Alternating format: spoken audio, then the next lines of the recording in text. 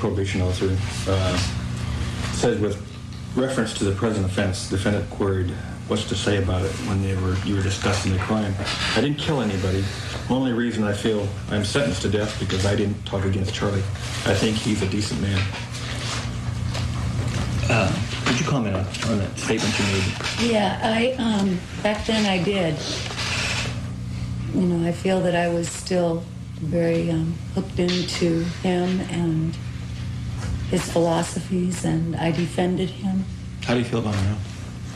I feel that he's a very pitiful and pathetic human being, and that I'm very sorry that people still continue to give him attention, that his only danger is in the attention he's given. If he were ignored and left alone, he would probably just fade away. Deputy Commissioner Monica Smith elicits some surprisingly personal revelations from Van Houten about her initial enchantment and then growing disenchantment with Charles Manson.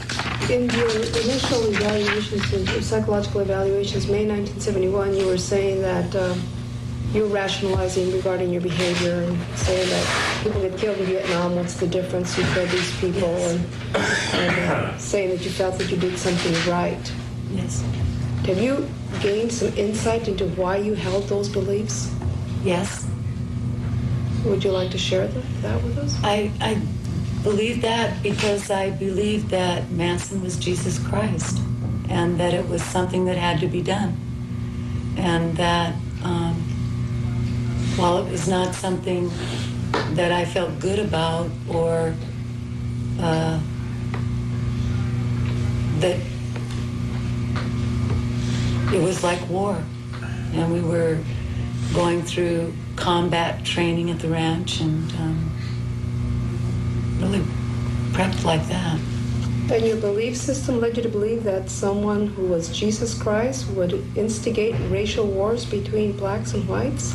Yeah, he said that it was the blacks' turn, that the white had been on top for too long, and all they ever did was put harm on other people that were not like them, and that the last time he came, he had been crucified, and this time he would have to make himself known. When was it, how long ago was it that you discovered that that was not the proper way to think? Well, probably about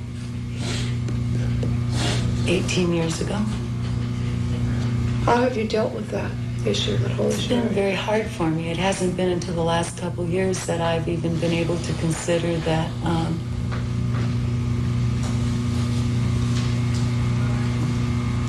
this sounds kind of foolish, but that I could be forgiven by God for what I had done.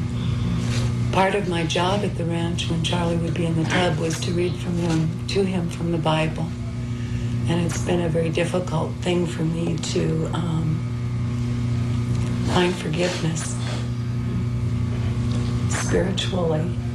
And I guess I felt that I had gotten into this mess on my own. And AA talks a lot about God as we understand him and turning our will over and removing defects of character. And the more I studied AA and AA, realized that I needed to find some sort of peace with what had happened, and not just the crime, but life at the ranch and Manson in general, and what he had done, or the effect he had had over me. And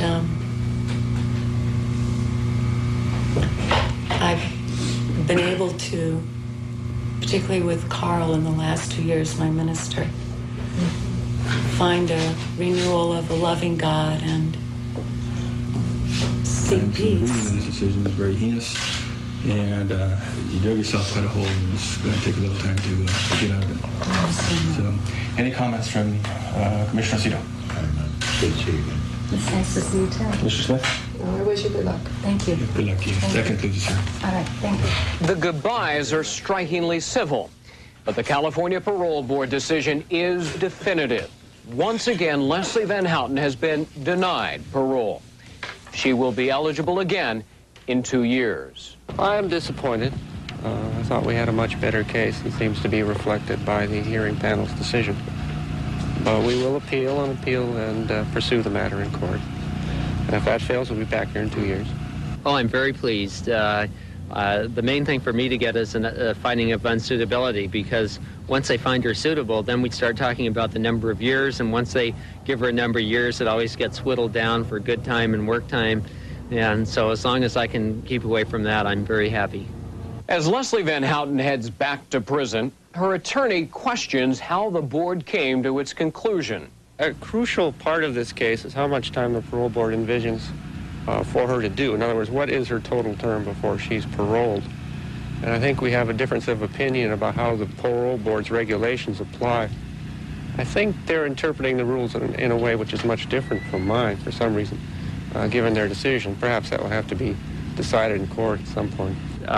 What her attorney said is ridiculous. I mean, it's the absolute minimum and doesn't apply to any crime like this. As a matter of fact, by the rules, the board doesn't even have to go by the matrix for a crime such as this. They can create their own matrix, and certainly the LaBianca murders would be off the board.